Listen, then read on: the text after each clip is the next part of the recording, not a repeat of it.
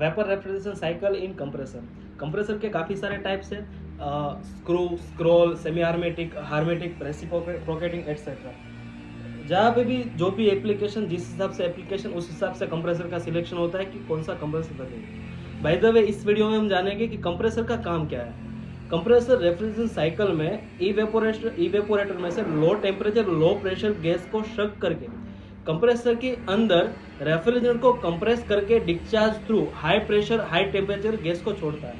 In the sense कि refrigeration cycle में refrigerant का फ्लो बनाने का काम कंप्रेसर करता है, यानी कि कंप्रेसर को हार्ट ऑफ रेफ्रिजरेशन सिस्टम भी कहा जाता है। एंड देन कंडेंसर काम क्या करता है ये हम जानते हैं अगले वीडियो में। Thank you, watch this video.